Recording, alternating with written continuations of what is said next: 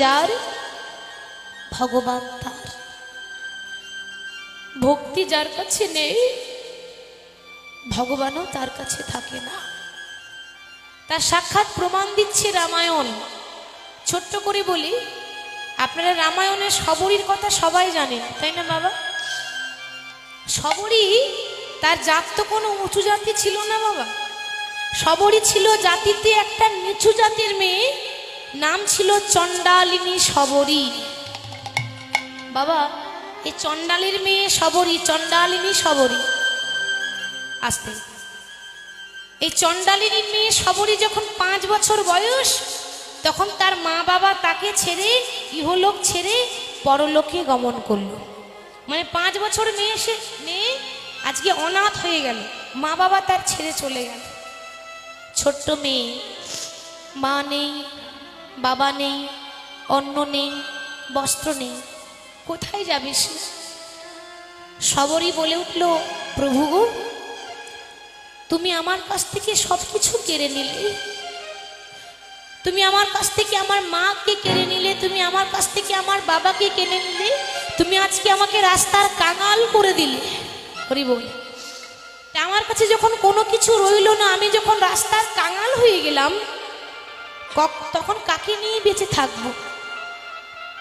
তবে শুনেছি বাবা, এই পৃথিবীতে যার কেহ নেই তার ভগবান আছে। পৃথিবীতে যার কেহ নেই তার ভগবান আছে। আজকে সেই শবরী রাম রাম রাম রাম করতে করতে, মা 5 বছরের মেয়েটা শুধু রাম রাম করতে করতে, রামের জন্য অপেক্ষা করতে করতে আজকে এত বয়স হয়ে গেল যে শবরী ভালো করে চলতে পারে না, হাঁটতে পারে না। বয়স হয়েছে তো হাতে লাঠি ধরে হাঁটে, হাতে লাঠি ধরছে বাবা। কেন? মনে রাখবেন, লাঠি কিন্তু সবাইকে ধরতে হবে। কোনো বয়স্ক মানুষ যখন পেরিয়ে যায় আমরা অপমান করি, অপমানটাতে বেশি ভালো জানি আমরা, তাই না? অপমান করি, ঠাট্টা করি, ব্যঙ্গ করি, ওই দেখ তোমার বুড়ো হয়ে গেছে তো লাঠি নিয়ে যাচ্ছে। ভুলে যাবেন না যে ওরকম দিন আমারও একদিন আসবে, আমাকেও একদিন লাঠি ধরতে হবে। আজ আমাদের বেলা আছে, একদিন আমাদেরও তো বেলা চলে যাবে বাবা।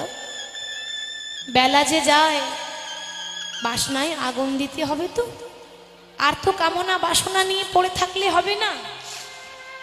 আজকে শবরী রাম রাম করতে করতে যখন এত বয়স হয়ে গেল, কোথায় থাকে বাবা? একটা পঞ্চবটির বনে, বনের মধ্যে থাকে। ভালো ঘরও কিন্তু তার নেই, একটা তালপাতার ছোট্ট ঝুপড়ি ঘর, একটা কুড়ে ঘরে থাকে বাবা। তা সেই কুড়ে ঘরে, তালপাতার কুড়ে ঘরে বসে বসে বলছে, প্রভু শুনেছি ডাকার মতো ডাকলে নাকি ভগবান পাওয়া যায়, শুনেছি ডাকার মতো ডাকলে নাকি ভগবান আসে। তাহলে দয়াময়, আমার ডাকটা কি ডাকার মতো হয়নি? শবরী যখন ছোট ছোট তালপাতার কুড়ে ঘরে অপেক্ষা করছে বাবা, রাম যখন শবরীকে দেখা দিল একেবারে শেষ বেলায়, ধৈর্যের পরীক্ষা নিয়েছে তো বাবা। কবে দেখা দিল জানেন? যখন রাবণ সীতাহরণ করে নিয়ে চলে গেল, রামচন্দ্র তখন ওই পঞ্চবটির বনে হা সীতা হা সীতা করে খুঁজছে। এবার আপনারাই বিচার করবেন যে রাম তো ভগবান, তিনি তো জানতেন যে আমার সীতা কোথায় আছে, জানতেন না বাবা? রাম জানে যে আমার সীতা রাবণ নিয়ে গেছে, তাহলে সীতাকে খুঁজছে কেন? লীলা তো, এটা ছলনা চলছে। আসলে সীতাকে খোঁজ করা নয়, সীতাকে খোঁজ করার ছলনা করে ওই শবরীকে কৃপা করব বলে রাম জেনে শুনে পঞ্চবটির বনে ঢুকেছে। আহা, যে মানুষটাকে দেখার জন্য সারা জীবন কেটে গেল বাবা, যাকে চোখে দেখব বলে সারা জীবন রাম রাম করে কাটিয়ে দিল, সেই মানুষটা যদি হঠাৎ সামনে এসে দাঁড়িয়ে যায়, ভাবুন তো কতটা আনন্দ হবে। শবরী বুঝতে পারছে না যে আমি আনন্দ করব না আমি দুঃখে কাঁদব। কেন? কোনোদিনও ভাবিনি যে আমার মতো একটা নিচু জাতের মেয়ে, আমার মতো একটা অধম, আমার মতো একটা মূর্খ কখনো গোবিন্দের অর্থাৎ রামচন্দ্রে দেখা পাবে। ভগবান এসেছে আমার ঘরে, কুঁড়ে ঘরে, কিন্তু ভগবানকে বসতে দেব কোথায়?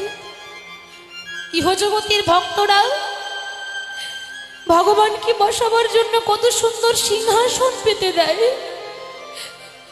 আজ আমার এত দুর্ভাগ্য, ভগবানকে বসতে দেওয়ার মতো ঘরের সিংহাসন তো দূরের কথা, একটা আসন পর্যন্ত নেই। কোথায় বসবে আমার প্রভু? কি করলো বাবা? সবরই যে কাপড়টা পরেছিল মা, তা 100 জায়গায় ছেঁড়া বাবা, ছেঁড়া, ধুলো, বালি, নোংরা, ময়লা লেগে আছে। কিন্তু মা গো, কাপড়ের মধ্যে ময়লা থাকতে পারে, মনের মধ্যে যে ময়লা ছিল না। কাপড়ের মধ্যে ধুলো থাকতে পারে, মনের মধ্যে নোংরা ছিল না। ভগবান বললেন, যার মন ঠিক নেই তার কিছুই ঠিক নেই। একটা ভালো পোশাক পরে ভিআইপি কার নিয়ে এলে যে সে ভালো হয় তা হয় না। ভক্তের লক্ষণ তার মনটা যেন ভালো হয়, অন্তরটা যেন পরিষ্কার। কি করেছে? ওই ছেঁড়া কাপড়ে করে মাটির বারান্দার ধুলোগুলো ছড়িয়ে ঝেড়ে দিয়ে মাটির মধ্যে রামকে বসতে দিয়েছে। রাম মনে মনে ভাবছে, এতদিন সিংহাসনে বসে যে আনন্দ পাইনি, সত্যি আজকে মাটির ঘরে বসে সেই আনন্দটা পেয়েছে। রামকে বসতে দিয়ে মনে মনে ভাবছি, আমার প্রভুকে বসতে দিলাম, সেবা দেব কি? ঘরে তো কিচ্ছু নেই, এখনো পর্যন্ত আমি নিজেই না খেয়ে আছি, তাহলে আমার প্রভুকে কি সেবা দেব গো? রামকে বসতে দিয়ে সবরই চলে গেল পঞ্চবটির বনে। পঞ্চবটির বনে ঘুরতে ঘুরতে ঘুরতে ঘুরতে দেখতে পেল সামনে একটা কুল গাছ রয়েছে, যে কুল আমরা খাই সেই কুল গাছ। কুল গাছ দেখতে পেয়ে মা নিজের ওই শাড়ির আঁচলে করে অনেকগুলো কুল পেরেছে। মনে মনে একটু লজ্জা করছে বাবা। কেন জানেন?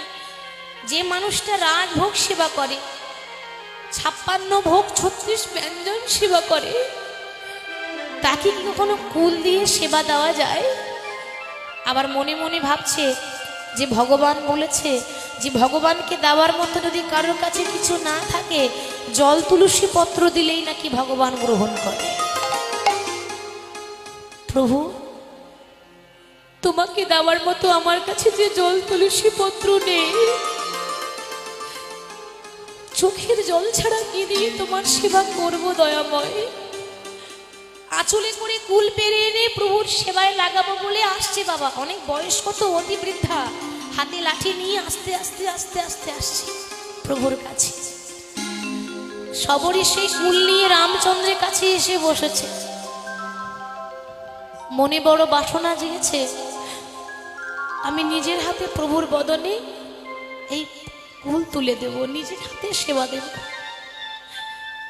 রামের বদনে যখন সবরই সেই কুল তুলে দিতে যাবে, মনে মনে ভাবছে, আমি যে প্রভুকে দেব, তা প্রভুকে দেওয়ার আগে নিজে খেয়ে দেখতে হবে না কুলটা টক আছে না মিষ্টি আছে। কত ভক্তি, তাই না মা? আমরাও তো প্রভুকে সেবা দিতে যাই, আমরাও তো প্রভুকে ভোগ দিতে যাই। এত বড় থালার মধ্যে এতগুলো ফল কেটে দিতে হয়, দিয়ে দিই। ভগবান খেয়েছে না খায়নি সেই খবরটা রাখি না। কেন?